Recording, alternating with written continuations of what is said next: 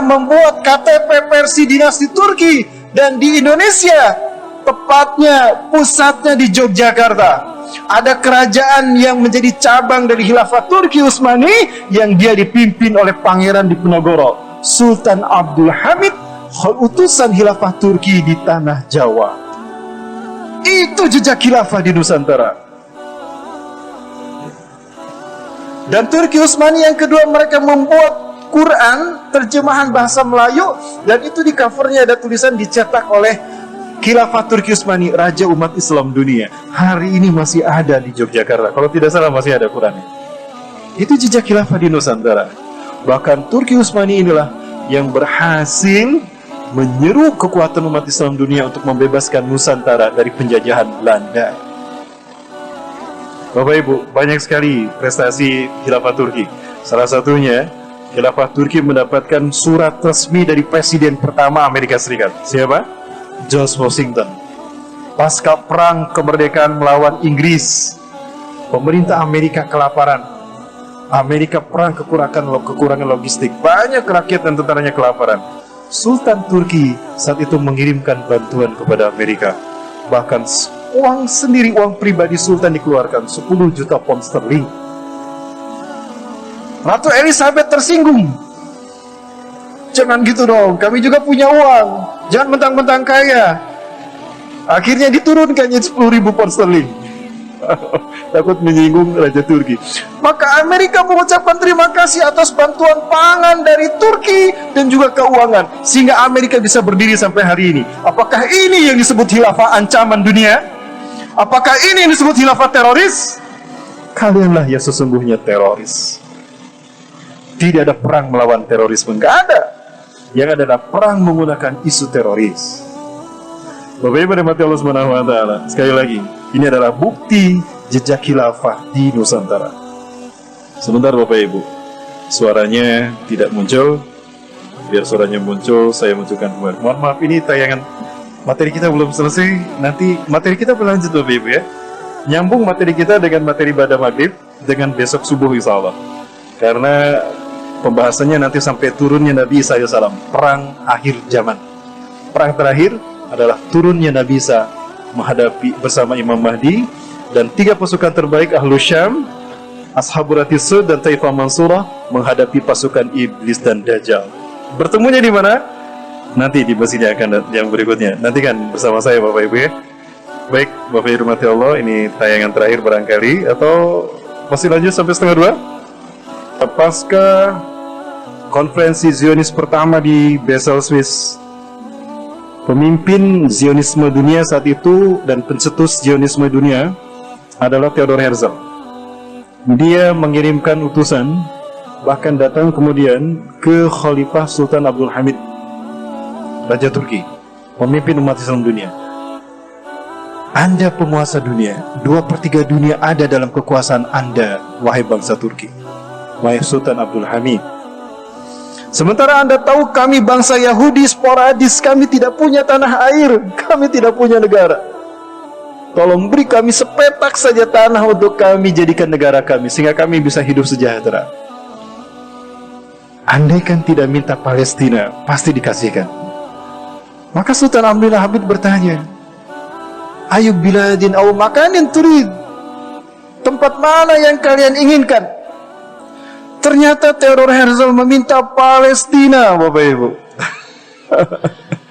Pinter mereka, karena menguasai Palestina artinya menguasai dunia. Seorang profesor pengamat geografi dari dunia mengatakan bahwa dalam teori the heartland of the world, jantung dunia itu Palestina, karena dia menghubungkan 3 benua, benua Afrika, Mesir dan Afrika, menghubungkan benua Eropa dan Balkan serta Asia. Artinya siapa yang menguasai Palestina, dia menguasai dunia.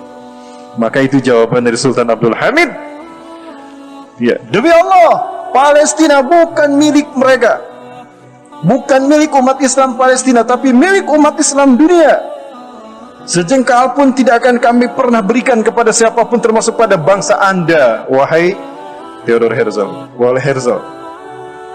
Dan kami akan mempertahankannya walau harus dengan kekuasaan kami, dan aku harus mengorbankan nyawa kami. kami akan mempertahankannya. Maka Theodor Herzl marah dia, dibuatlah strategi yang kemudian strategi inilah yang dulu dicetuskan oleh Theodor Herzl, Sir Mayer Amschel Rothschild. Ketika pasca revolusi Prancis merasa gagal Yahudi menguasai Prancis, maka dipersatukan 12 petinggi dinasti Yahudi di Frankfurt, Bavaria, Jerman sekarang. Dibacakan 24 langkah-langkah menguasai dunia oleh Theodor Herzl, pencetus Zionisme tadi, disebut protokol Zionis. Dengan langkah-langkah itulah mereka menghancurkan Turki Utsmani. Sambutan dari bangsa kita adalah dari Pangeran Diponegoro. Tadi Bapak Ibu dengar? Ya, ketika disampaikan ke seluruh maklumat ke seluruh wilayah Turki, disambut dengan jawaban tegas dari Pangeran Diponegoro, Khalifah Turki yang berada di tanah Jawa, bahwa kami, Pangeran Ontowiryo, Pangeran Diponegoro siap untuk membebaskan Palestina dari Yogyakarta. Maka dikirimkanlah pasukan untuk membebaskan Palestina. Ini jejak khilafah di Nusantara. Nah, baca dong sejarah. Kenapa harus diprotes dan dihapuskan? Dan inilah yang menjadi semangat, yang menjadi penggerak dan motivasi utama dari seorang yang bernama Erdogan. Beliau sadar betul bahwa yang beliau pimpin adalah negara yang dulu memerdekakan Islam dunia, yang dulu lahir di negaranya para pemimpin kelas dunia yang diridhoi Allah.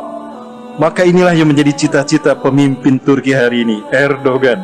Maka tidak salah setelah beliau menyatakan Hagia Sophia kami rubah menjadi masjid, maka berikutnya kami akan bebaskan Palestina, Al-Aqsa. Artinya apa? Presiden Erdogan membawa kita kepada perang besar dunia. Karena hanya dengan perang dunia saja Palestina akan bisa dibebaskan. Betulkah demikian?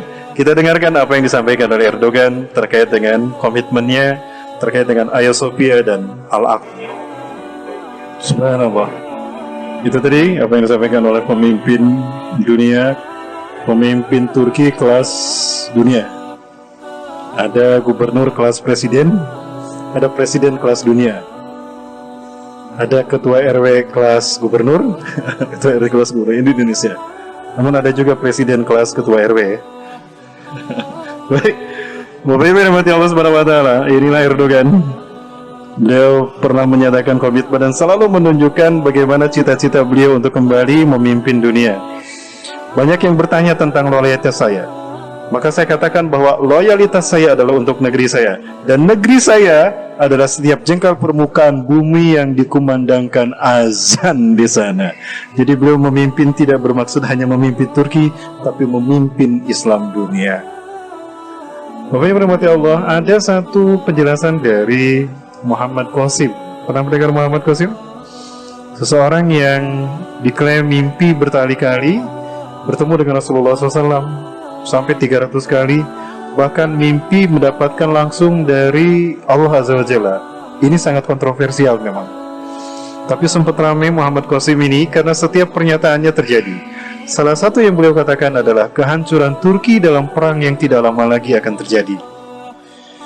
Pernyataan Erdogan memang terlepas dari apa yang dikatakan Muhammad Qasim, pernyataan Erdogan ini akan memicu terjadinya perang dunia.